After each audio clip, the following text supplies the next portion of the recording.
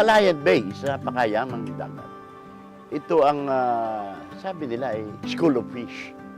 Dito nagpupunta. Kaya malaki ang tulong nito. Napakaraming isda rito, walang tigil ang panguhuli.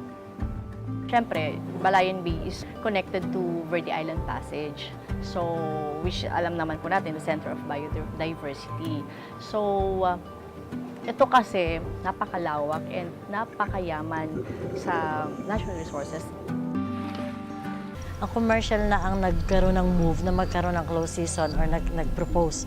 Hanggang nagkaroon na to ng pag-aaral through Conservation International.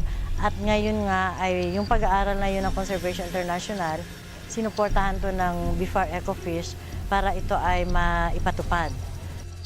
Yung pangitlog ng isda, no? Makikita mo sa bihod yan eh. Logical sa amin na kung magpoprotekta ka, hayaan mo sila makapangitlog, no? Mga pangitlog sila during the time na marami silang nangingitlog, mas marami kang mas malaki ang posibilidad na mas maraming similyang mabubuhay, no?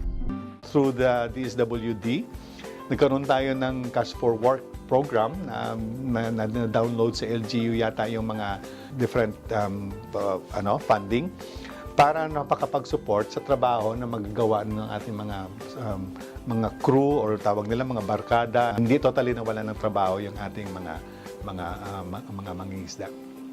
Ito ay tumutukoy sa tinatawag nating Cash for Livelihood and Building Assets.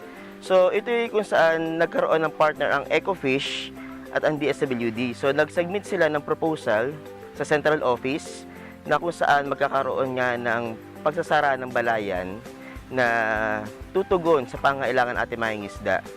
So doon nag-umpisa yung partnership ng Ecofish at ng DSWD. Ibinaba yung project dito sa Batangas at in-implement naman siya ng SLP o tinatawag natin na Sustainable Livelihood Program.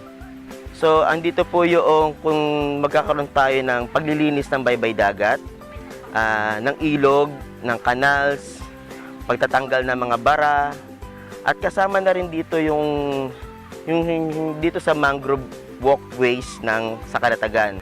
Isa yan sa mga proyekto o programa na nakaakibat noong project na pinagpartneran sa Ecofish at DSWD. From that day, nag-start siya ng December 11 to December 31.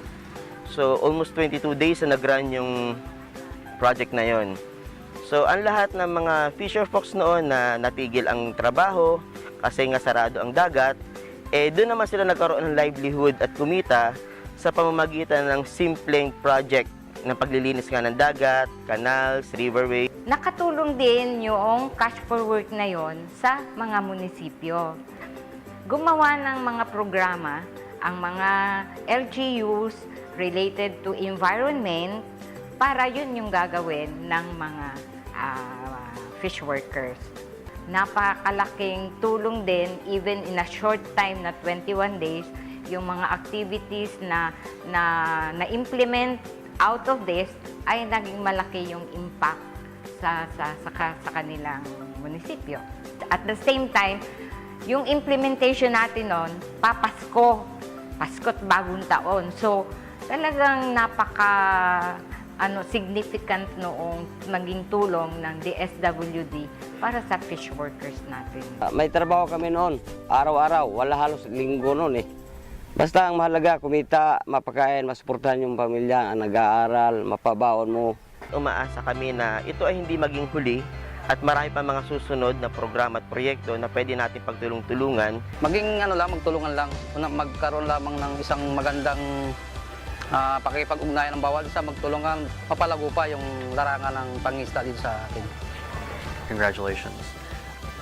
This is something that we think and would like to see replicated at the other sites where Ecofish operates and even nationwide if it's possible.